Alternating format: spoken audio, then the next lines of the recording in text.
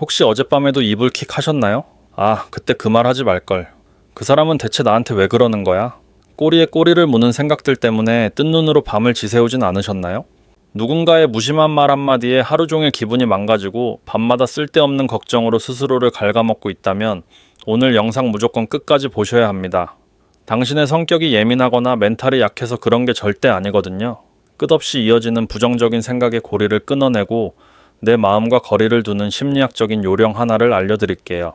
이 영상을 끝까지 보신다면 무서울 정도로 여유로운 사람들이 어떻게 그 평정심을 유지하는지 분명한 힌트를 얻어가실 수 있을 겁니다. 인간은 깨어있는 시간의 3분의 1에서 최대 절반까지 현재 하고 있는 일과 전혀 상관없는 생각을 하며 보냅니다. 길을 걸으면서, 샤워를 하면서, 밥을 먹으면서 끊임없이 혼잣말을 하죠. 이 내면의 목소리는 진화의 축복입니다. 덕분에 우리는 과거의 실수를 반성하고 미래의 계획을 세우며 나라는 사람의 정체성을 만들어갑니다. 하지만 스트레스를 받거나 위협을 느끼는 순간 이 훌륭한 조력자는 끔찍한 독재자로 돌변합니다. 우리를 보호하기 위해 위험 요소를 계속 상기시키려다 보니 끝없이 부정적인 생각만 반복하게 만드는 거죠. 미시간 대학교 에단 크로스 교수는 이렇게 꼬리를 물고 이어지는 파괴적인 내면의 목소리를 채터라고 부릅니다. 채터가 시작되면 우리 뇌에서는 어떤 일이 벌어질까요? 우리 뇌 깊숙한 곳에는 공포와 불안을 감지하는 화재 경보기, 편도체가 있습니다. 그리고 이마 바로 뒤쪽에는 편도체가 울리는 알람을 이성적으로 통제하고 상황을 객관적으로 판단하는 통제탑, 전전두엽이 있죠. 평소에는 이 둘이 조화롭게 작동합니다. 하지만 누군가 나를 무시하는 말을 했거나 큰 실수를 저질러 스트레스 수치가 치솟으면 편도체가 미친 듯이 사이렌을 울리기 시작합니다. 전전두엽이라는 방파제가 무너지고 감정의 쓰나미에 뇌 전체가 휩쓸려 버리죠. 이때부터 채터의 폭주가 시작됩니다. 우리의 시야는 아주 좁아져서 오직 나를 괴롭히는 그 문제 하나에만 돋보기를 들이대게 됩니다.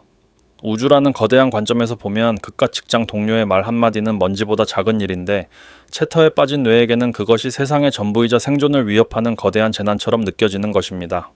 더 무서운 것은 억누르려고 할수록 채터는 더 커진다는 사실입니다. 흰곰을 생각하지 마세요라고 하면 온통 흰곰만 떠오르는 것처럼 이제 그만 생각하자. 자잘하고 다그칠수록 뇌는 그 부정적인 감정에 더 강력하게 접착제를 발라버립니다. 자, 밤새 고민하던 우리는 다음날 친한 친구를 만나거나 전화를 겁니다. 야, 내 이야기 좀 들어봐. 어제 부장이 나한테 뭐라고 했는지 알아? 속에 있는 말을 다 쏟아내고 나면 후련해질 거라고 믿기 때문이죠. 심리학에서는 이를 환기 효과라고 부릅니다. 물론 누군가 내 편을 들어주고 공감해주면 일시적으로 기분이 나아집니다. 네 잘못 아니야. 그 사람이 이상한 거네라는 말을 들으면 따뜻한 위로를 받죠. 그런데 이상하지 않나요? 실컷 욕하고 집에 돌아오는 길 혹은 전화를 끊고 난 뒤 다시 혼자가 되면 마음이 더 무겁고 찜찜해집니다. 어제 겪었던 그 불쾌한 감정이 오히려 더 선명해져서 다시 당신을 덮칩니다. 도대체 왜 그럴까요? 에단 크로스 교수는 이를 공동 반추의 함정이라고 경고합니다. 친구에게 상황을 아주 상세하게 설명하는 동안 당신의 뇌는 그 스트레스 상황을 생생하게 재현합니다. 친구의 적극적인 공감은 당신이 느끼는 분노와 억울함에 정당성을 부여하죠. 결과적으로 감정을 털어내는 것이 아니라 오히려 그 감정의 불씨에 기름을 들이붓고 땔감을 추가해주는 꼴이 됩니다. 채터를 잠재우기 위해 가장 필요한 것은 감정에서 한 발짝 물러나는 객관성인데 하소연을 주고받는 과정은 우리를 그 감정의 소용돌이 한가운데로 더 깊이 끌어내립니다. 그렇다면 감정을 억눌러도 안 되고 남에게 쏟아내도 안 된다면 우리는 도대체 어떻게 해야 이 지옥 같은 채터에서 벗어날 수 있을까요? 여유롭고 멘탈이 강한 사람들은 이 채터가 안 생기는 게 아닙니다. 그들도 불안하고 화나고 후회합니다. 다만 그들은 채터가 폭주하기 시작할 때 즉시 브레이크를 밟는 기술을 가지고 있습니다. 심리학에서는 이 기술을 인지적 탈융합 혹은 심리적 거리두기라고 부릅니다. 나와 내 감정을 분리하는 겁니다. 나를 집어삼키려는 쓰나미 안에서 허우적거리는 게 아니라 헬리콥터를 타고 위로 올라가 그 파도를 내려다보는 관찰자가 되는 것이죠.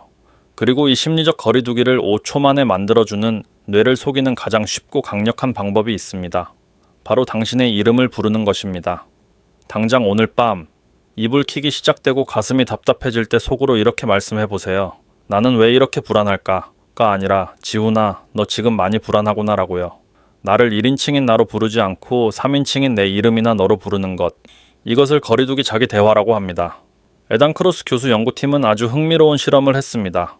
참가자들에게 매우 스트레스 받는 상황을 상상하게 한 뒤 한 그룹은 나는 왜 떨릴까라고 1인칭으로 묻게 했고 다른 그룹은 길동아, 너는 왜 떨리니라고 3인칭으로 묻게 했습니다. 결과는 놀라웠습니다. 자신의 이름을 부른 사람들의 뇌를 기능적 자기 공명 영상으로 촬영해 보니 감정을 폭발시키는 부위의 활동이 순식간에 줄어들고 이성적으로 생각하는 전전두엽이 활성화되었습니다. 왜 그럴까요? 우리 뇌는 누군가의 이름을 부를 때 자동적으로 그 대상을 타인으로 인식합니다. 우리는 내 문제에 대해서는 감정적으로 굴면서도 친구의 고민을 들어줄 때는 아주 현명하고 객관적인 조언자가 되곤 하죠. 당신의 이름을 부르는 순간 뇌는 그 치명적인 고민을 내 문제가 아니라 친한 친구의 문제로 착각하게 됩니다. 갑자기 시야가 넓어지고 감정의 온도가 뚝 떨어집니다. 지우나 직장 동료가 그렇게 말해서 기분이 상했구나. 그런데 그 사람 원래 말투가 퉁명스럽잖아. 네가 잘못한 게 아니야. 그냥 씻고 자자. 이렇게 나 자신에게 가장 현명하고 다정한 조언자가 되어줄 수 있는 빈 공간이 뇌 속에 생겨나는 것입니다. 이름 부르기 외에도 챕터의 볼륨을 줄이는 또 다른 거리두기 방법들이 있습니다. 일상에서 바로 적용할 수 있는 2가지 팁을 더 드릴게요. 첫째, 시간여행하기입니다. 불안한 생각이 밀려올 때 스스로에게 물어보세요. 10년 뒤에도 이 일이 나에게 중요할까? 지금 당장은 세상이 무너질 것 같은 그 실수도 10년 뒤에 당신이 뒤돌아본다면 그저 지나가는 에피소드 중 하나일 뿐입니다. 시간의 관점을 아주 길게 늘려버리면 지금 내 눈앞에 있는 거대한 챕터는 아주 작고 하찮은 점으로 축소됩니다. 둘째, 경외감을 주는 환경에 노출되기입니다. 생각이 너무 많을 때는 방 안에 갇혀있지 말고 밖으로 나가세요. 거대한 산, 끝없이 펼쳐진 바다, 수많은 별이 떠있는 밤하늘을 바라보세요. 자연의 웅장함 앞에서 우리는 경외감을 느낍니다. 인간이 자연의 거대함을 마주할 때 우리 뇌는 무의식적으로 나는 세상의 아주 작은 일부일 뿐이구나 라고 느끼게 됩니다. 내가 작아지면 나를 괴롭히던 내 안의 고민 역시 함께 작아지는 마법을 경험할 수 있습니다. 혹은 복잡한 생각을 멈추기 위해 주변 정리를 하는 것도 아주 좋은 방법입니다. 내면의 질서가 무너졌을 때 책상을 정리하거나 설거지를 하며 통제할 수 있는 외부의 질서를 만드는 행동은 뇌에 상당한 안정감을 줍니다. 밤마다 밀려오는 생각의 파도는 당신이 연약해서가 아니라 더 나은 내일을 준비하려는 뇌의 본능일 뿐입니다. 이제 그 파도에 휩쓸리지 말고 한 발짝 물러서서 당신의 이름을 다정하게 불러주세요. 수연아, 오늘 하루도 참 고생 많았어. 다 괜찮아. 이 짧은 한마디가 당신과 감정 사이에 쉴 수 있는 단단한 공간을 만들어줄 것입니다. 오늘 밤은 부디 꼬리에 꼬리를 무는 생각들에서 벗어나 평온하게 잠드시길 바랍니다. 구독과 좋아요는 더 좋은 영상을 만드는 큰 힘이 됩니다. 시청해주셔서 감사합니다.